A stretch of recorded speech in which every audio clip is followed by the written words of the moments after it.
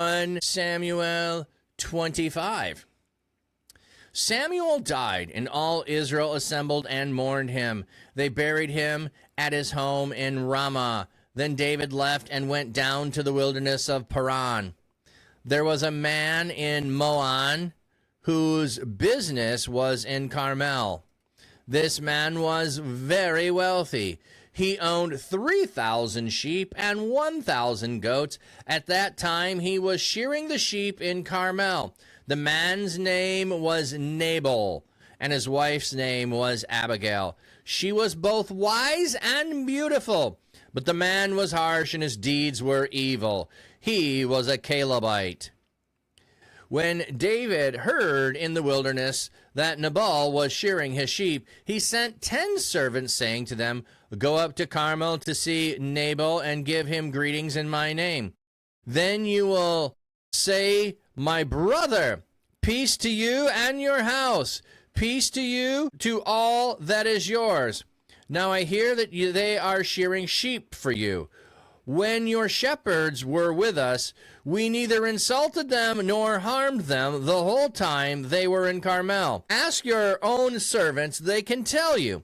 May my servant find favor in your sight, for we have come at the time of a holiday. Please provide us, your servants, and your son David with whatever you can spare.' So David's servants went and spoke all these words to Nabal in David's name.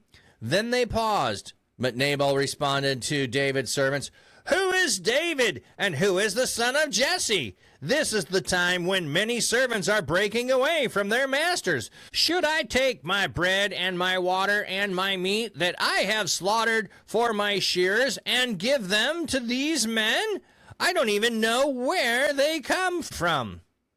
So David's servant went on their way. When they had returned, they came and told David all these things. Then David instructed his men, 'Each of you strap on your sword.' So each one strapped on his sword, and David also strapped on his sword. About 400 men followed David, while 200 stayed behind with the equipment. But one of the servants told Nabal's wife Abigail, 'David sent messengers from the wilderness to greet our Lord, but he screamed at them. These men were very good to us. They did not insult us, nor did we sustain any loss during the entire time we were together in the field. Both night and day, they were a protective wall for us the entire time we were with them, while we were tending our flocks. Now be aware of this and see what you can do, for disaster has been planned for our Lord and his entire household. He is such a wicked person that no one tells him anything.' So Abigail quickly took 200 loaves of bread, 2 containers of wine, 5 prepared sheep, 5 seahs of roasted grain, 100 bunches of raisins, and 200 clumps of pressed figs. She loaded them on donkeys and said to her servants, 'Go on ahead of me, I will come after you.' But she did not tell her husband Nabal. Riding on her donkey, she went down under the cover of the mountain. David and his men were coming down to meet her, and she encountered them. Now David had been thinking, 'In vain I guarded everything that belonged to this man in the wilderness. I didn't take anything from him, but he has repaid my good with evil. God will severely punish David if, if I leave alive until morning even one male from all those that belong to him.' When Abigail saw David, she got down quickly from her donkey, threw herself face down before David, and bowed to the ground. Falling at his feet, she said, 'My lord, I accept all the guilt, but please let your female servant speak to you. Please listen to the words of your servant. My lord should not pay attention to that wicked man Nabal. He simply lives up to his name. His name means fool, and he is indeed foolish. But I, your servant, did not see the servants my lord sent. Now, my lord, as surely as the Lord lives and as surely as you live, it is the Lord who has kept you from shedding blood and taking matters into your own hands. Now may your enemies and those who seek you harm, my lord, be like Nabal. Now let this present that your servant has brought to my lord be given to the servants who follow, my lord. Please give the sin of your servant, for the Lord will certainly establish a lasting dynasty for my lord, because my lord fights the battles of the Lord. May no evil be found in you all your days. When someone sets out to chase you and to take your life, the life of my Lord will be wrapped securely in a bag of the living by the Lord your God. But he will sling away the lives of your enemies from the sling's pocket. The Lord will do for my Lord everything that he has promised you, and he will make you a leader over Israel. Your conscience will not be overwhelmed with guilt for having poured out innocent blood and for having taken matters into your own hands. When the Lord has granted my Lord success, please remember your servant. Then David said to Abigail, Praise be the Lord, the God of Israel, who has sent you this day to meet me. Praise be your good judgment. May you yourself be rewarded for having prevented me this day from shedding blood and taking matters into my own hands. Otherwise, as surely as the Lord, the God of Israel, lives, he who has prevented me from harming you, if you had not come so quickly to meet me, by morning's light, not even one male belonging to Nabal would have remained alive. Then David took from her hand what she had brought to him. He said to her, Go back to your home in peace. Be assured that I have listened to you and responded favorably. When Abigail went back to Nabal, he was holding a banquet in his house like that of the king. Nabal was having a good time and was very intoxicated. She told him absolutely nothing until morning's light. In the morning, when Nabal was sober, his wife told him about these matters. He had a stroke and was paralyzed. After about 10 days, the Lord struck Nabal down and he died. When David heard that Nabal had died, he said, Praise be the Lord, who has vindicated me and avenged the insult that I suffered from Nabal.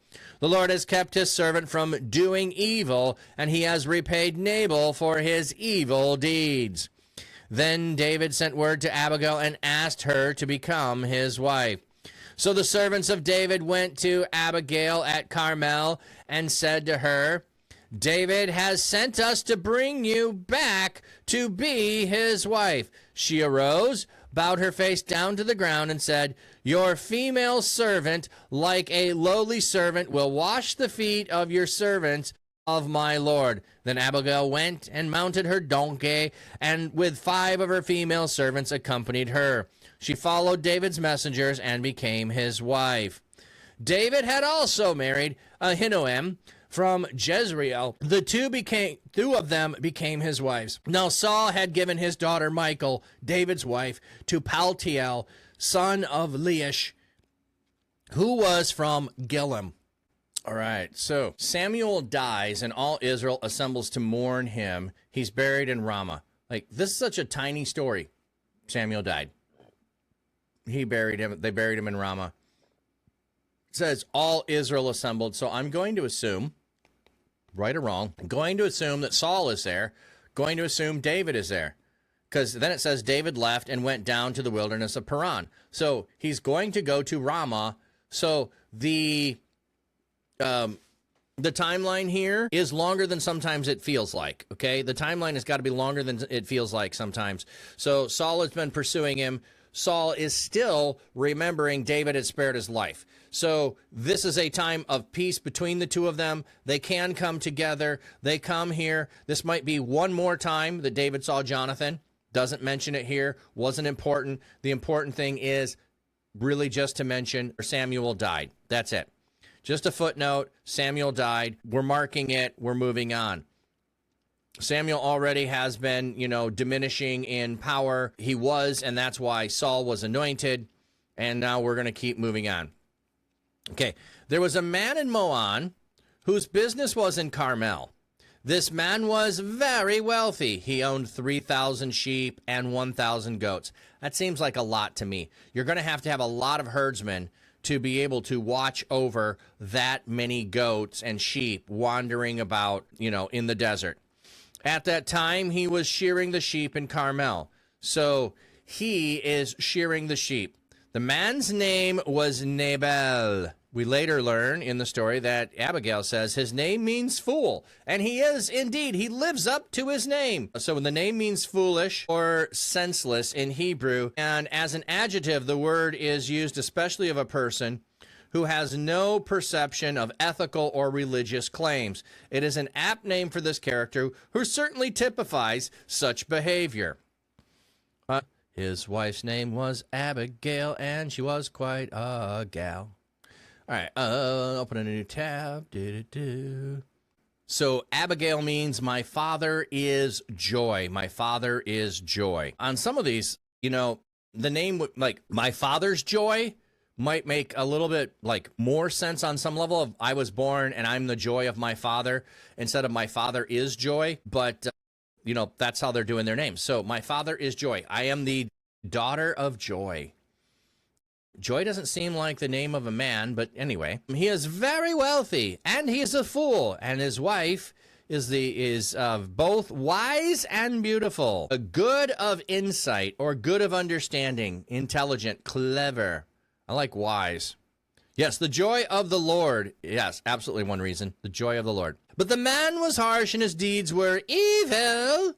Evil. He was a Calebite. Like, why are they pointing out he's a Calebite? Like, I don't know why we need to know that. I mean, sometimes it's just like, hey, who are these people? Hey, how are they related? What's the connection here? All right, so he's a Calebite. Then David heard that Nabal was shearing his sheep. He sent 10 servants. Okay, what do we have here on the footnote? Or young men, saying, go to Carmel, see Nabal, give him greetings in my name, and then you will say to my brother, peace to you and your house. Peace to all that is yours. Now, I hear that you are shearing sheep. So he gives him this whole speech to give him. Oh, yeah, like Caleb and Joshua. Absolutely, yes. He is a descendant of Caleb, from Caleb and Joshua. Yes, that's what they're trying to tell us. So, it's like, is it disparaging the family line there a little bit? Or trying to tell us there's a root there? I don't know. I don't want to disparage the line of Caleb by this guy being part of it, but, there's plenty of people in my family I don't want to be related to for the things that they've done or might have done. All right. So he sends peace. Now here you're shearing sheep. When your shepherds were with us, we neither insulted them nor harmed them the whole time they were in Carmel. Also, your own servants can tell you, may my servant find favor in your sight, for we have come at a time of a holiday. Please provide your servants and your son David with whatever you can spare. Okay, let me see what we have here on the footnote. Whatever your hand will find. Okay, so just whatever you can spare. Like, you don't have to give us a whole bunch. He's not even saying, I have this many men with me. Nothing along those lines. But he's telling him, hey, all your massive herds were around us. We made sure they were protected. We added extra protection. We didn't harass your guys either. We made sure. Why would David have done this? David was a shepherd. He knows the rigors of being a shepherd. So when these men are out there with the sheep, he's making sure they don't get harassed because he didn't like being harassed himself as a shepherd. So he's out there making sure he sees the diligence of the workers and what they are doing. He makes sure they're protected, and he makes sure they return with no harm. Most people, upon learning this, would be inclined to, give favor back to the person who had done this. I mean, think about it in a different way. If your pet gets lost and someone finds your pet and returns your pet, you're going to be inclined to give them a reward of some kind. Okay, that would be a modern example, not the same, but a modern example of you do a kindness to a person, there would be a thought of there might be a kindness returned to you. So David did a kindness, an ongoing kindness, for the entire time that they were there. He did this, and now he's saying, well, can you spare something? It happens to be a holiday, and we'd like to celebrate. Could you bless us? Like, we were helping you. What can you spare something? You're wealthy. You won't miss a bit. Like, it talked about how many thousands he had here. 3,000 sheep, 1,000 goats. One sheep or goat's going to go to many different men, so it's not going to be a lot. You know, maybe it could be, 50 sheep or something like that. But would he miss that? I mean, that many will be born next year. But he doesn't even need all that much. I mean, he says what you can spare. He's not demanding sheep. He's not demanding goats. He's just saying whatever you have available. If you can bless us in a way of showing hospitality back to us for the hospitality we've already shown you. So David's servants went and spoke to Nabal in David's name.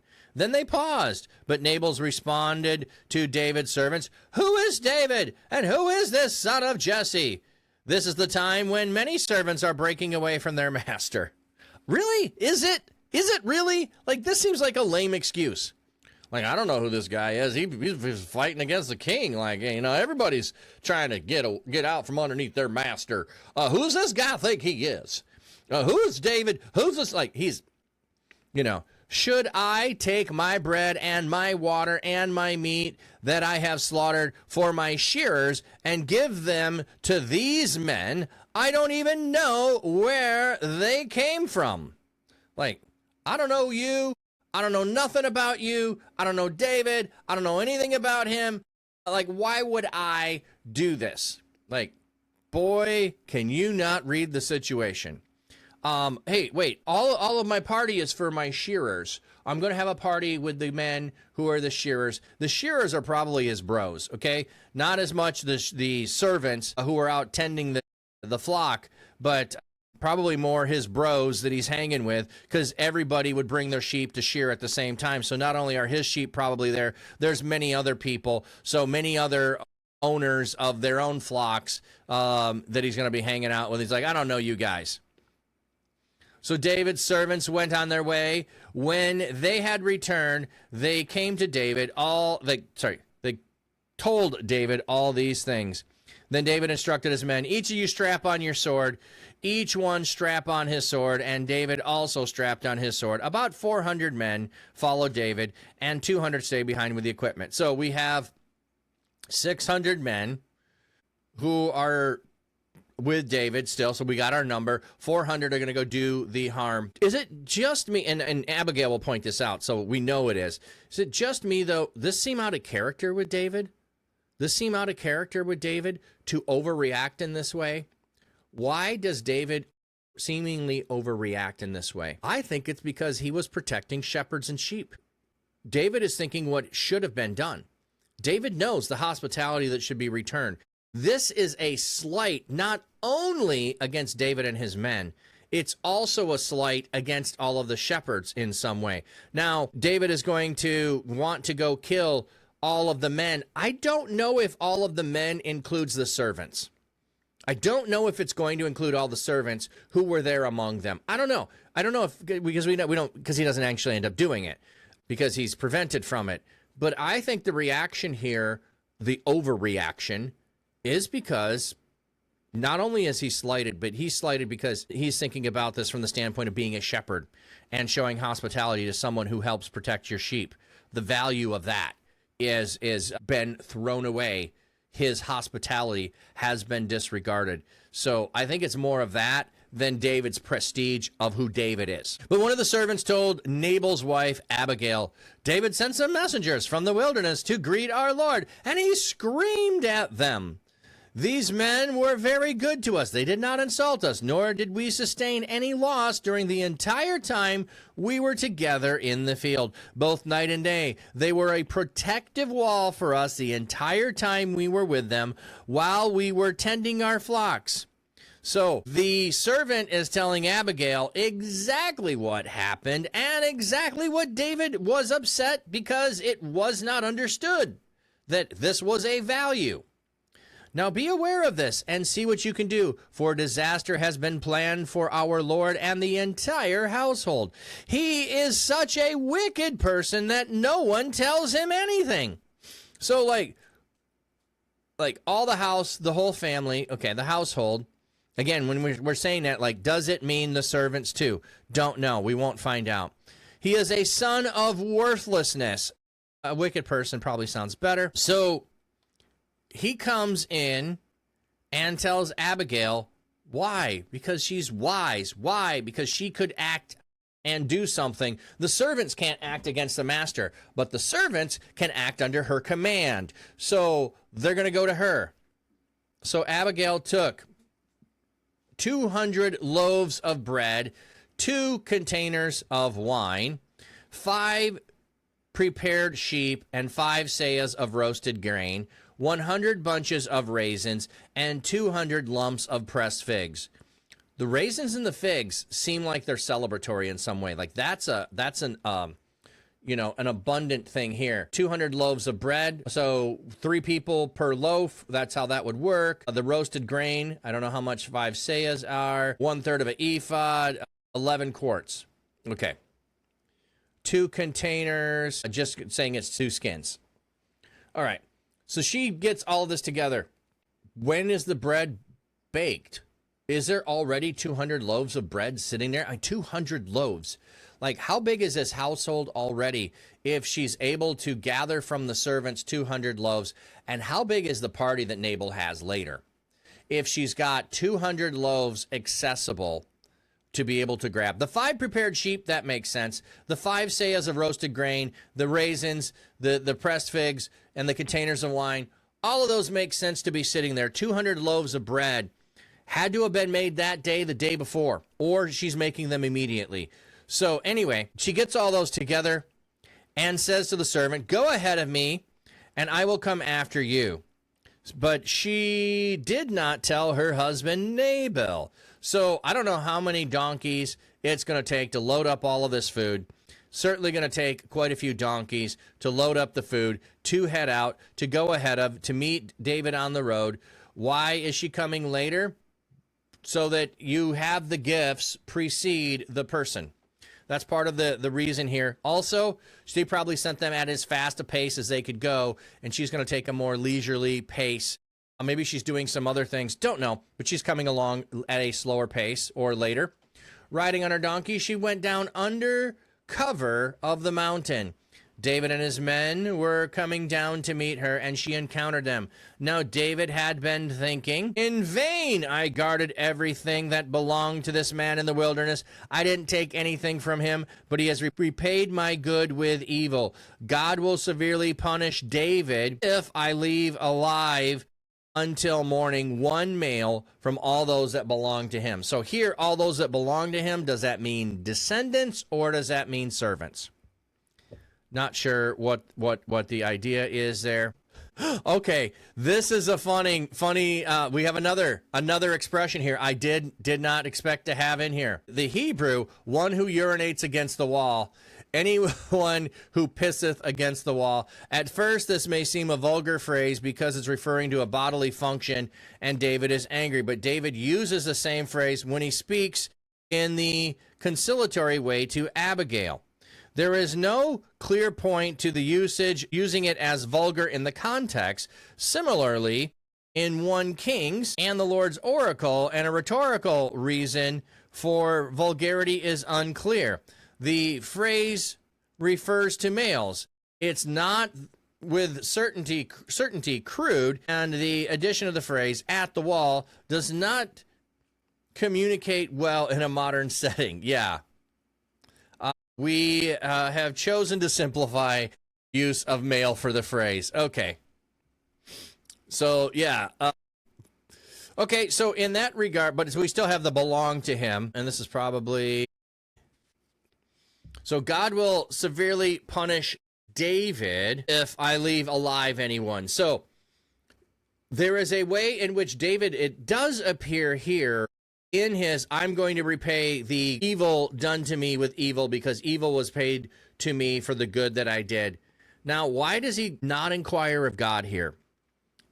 Why does he not inquire of God? He still has the priest perhaps with him with the ephod. I mean, he was traveling with him to keep him safe. Would not the priest be with him? Would not the priest have spoken up in some regard? Whatever it is that's fully going on, he's moving in this direction. So, anyway, that's enough on that. We'll just keep going. When Abigail saw David, she got down quickly from her donkey and bowed down to the ground, falling at his feet. She said, "My lord, I accept all the guilt." She accepts the guilt of her husband. "But please let your servant speak to you." So I accept the guilt. Yes, wrong was done to you. Please listen to the words of your servant. My lord should not pay attention to that wicked man Nabal. He simply lives up to his name. His name means fool, and he is indeed a fool. But I, your servant, did not see the servants my lord sent. I did not see when your servants came. I would have done something. I would have responded different. They went to him, and that's what happened. That version says, will punish David. Yeah. So back up there in 25:22, we can back up to that a second. God will severely punish David if, Okay, we're going to look at that a little further. David, and thus he will add. Most of the old Greek manuscripts tradition have simply David without referring to his enemies in the Old Testament. Implications such as the one found in verse 22, it is a common for the speaker to direct maledictions toward himself as an indication of the seriousness with which he regards the matter at hand. So it's more of the oath of this. May God do this to me if I don't go do that. So he's not calling on God to go and punish his enemies. He is saying, may God punish me severely if I don't accomplish the thing I'm setting out to do, which what he's setting out to do does not seem that he inquired of God to do. But Discom, thank you. Welcome in.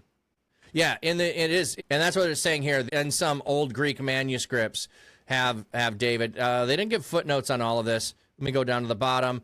The present translation follows the Septuagint, the LXX, rather than the Masoretic text. So it's a difference of which are you translating, the Greek or the Hebrew here? Here they've decided to go with the Greek instead of the Hebrew.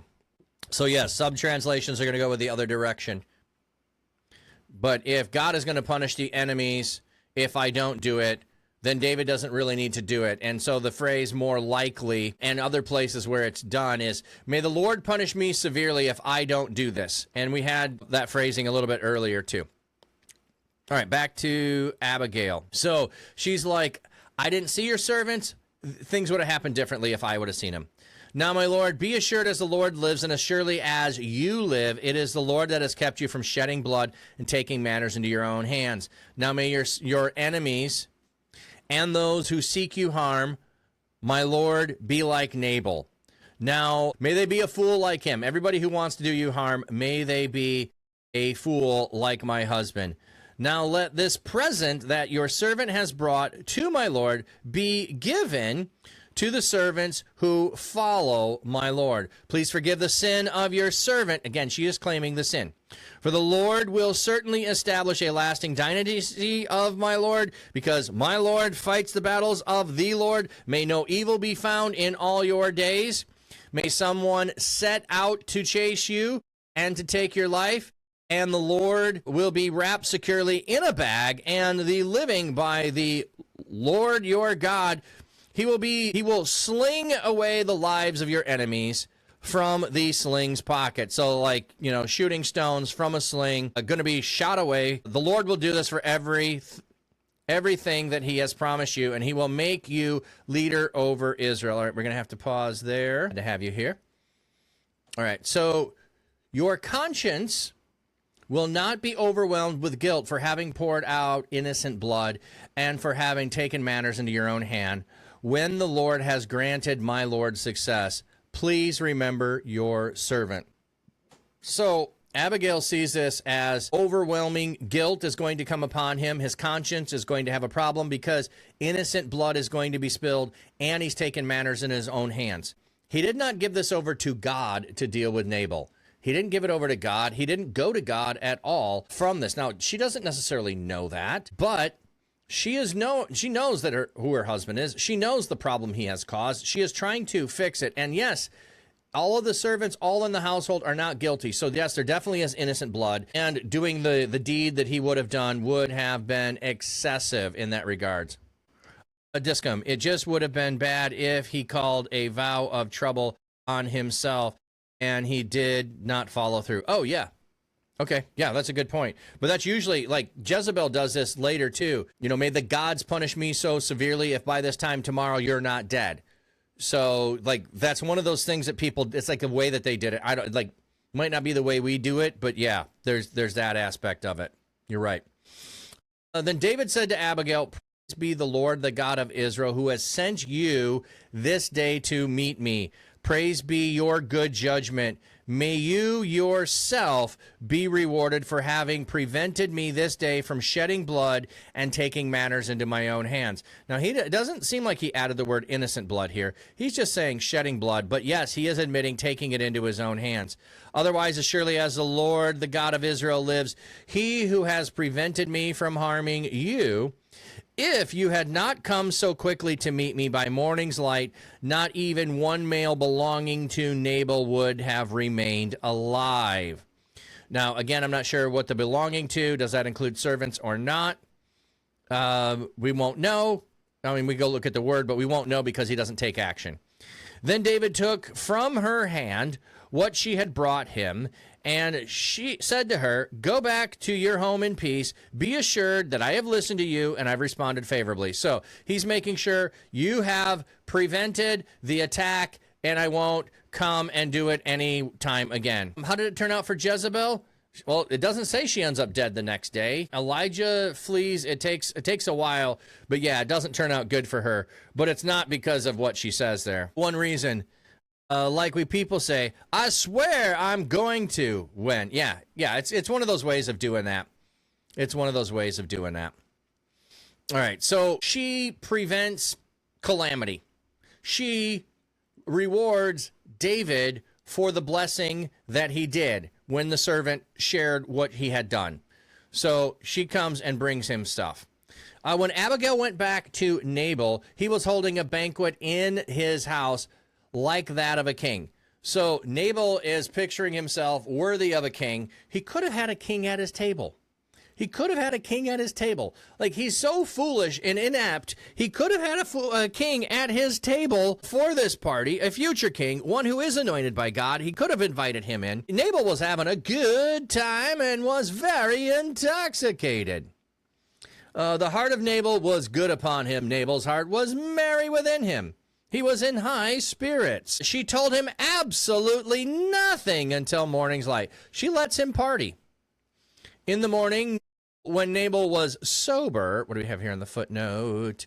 When the wine had gone out from Nabal, his wife told him about these matters. He had a stroke and was paralyzed.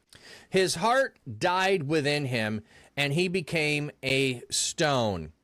Stroke, heart attack. For an alternative interpretation from those presented, see the law of the heart, the death of a fool, who argues that a medical diagnosis is not necessary here. Instead, the passage makes the connection between the heart and the law. Nabal dies for his lawlessness.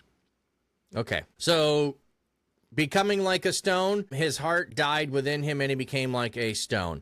So that's why they're saying stroke and paralyzed. How do you equate the two of those things?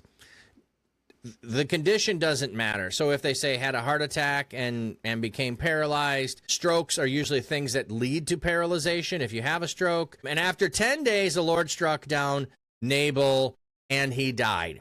So he gets 10 days. He had a great party and then he died. When David heard that Nabal had died, he said, "Praise be the Lord who has vindicated me and avenged the insult that I suffered from Nabal." So he is like, great, God took care of it.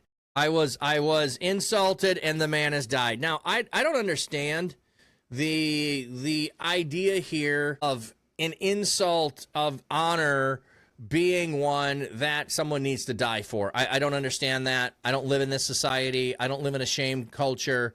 So I don't understand that. So I'm not going to judge David for that in that regard. Yeah, it's a little weird to me. Yeah, but I don't live in that culture. I don't live in a shame culture, an honor shame culture. David gave honor to him. Nabal gave shame in regard to the honor that was showed him. So I could understand when someone does harm to me, a level of wishing harm upon them in equivalence to that. But death isn't one of those things I think I ever wish on anybody. So I don't know how that works. So again, not judging him, but he is giving it to God, that God has been the vindicator. That's the thing that I think we should focus on. God is the one who vindicated me. God is the one who avenged the insult, not me. So I'm praising God that my hand was stayed and God took care of it himself. The Lord has kept his servant from doing evil, and he repaid Nabal for his evil deeds. His servant has held back from evil, and the evil that Nabal, the Lord, has turned back on his head. Yep. Then David said word to Abigail and asked her to be his wife. Is this immediately upon the death of her husband? It says then, so it could be later. It's just putting it in context here to give us that this is what's going to happen. You know, so why postpone it 6 months or whatever? Is he inviting her to be his wife, but going to still give her the year of mourning for her husband? So don't know exactly timing wise. It does sound like inconsiderate on some level to do it immediately, but also it could be about the protection. Come under my protection immediately. You did me a favor. You asked me to repay you for what you've done. This is how I repay you. I bring you underneath my protection. It could be something as simple as that. So the marriage could still be, the betrothal could be now. The consummation could be quite later. We don't get any of that. It doesn't matter to the story. It's not trying to give us that. I'm just trying to point out there could be more just left out. So the servants of David went to Abigail at Carmel and said to her, David has sent us to bring you back to be his wife. She arose, bowed down her face to the ground, and said, your female servant, like a lowly servant, will wash the feet of the servant of my Lord. What do we have here on the footnote? Here is your handmaid for a lowly servant to wash. Yeah, weird expression there. Just, humbleness, I think, is part of it. Then Abigail quickly went and mounted her donkey with 5 of her female servants accompanying her. She followed David's messengers and became his wife. Now, it does not tell us if she had any children, if Nabal had any children. All of the estate, all of that, we don't know what goes on with the estate whatsoever there in this, and it doesn't matter to the story. But I wonder those things. Okay, David also married Ahinoam from Jezreel. The 2 of them became his wives.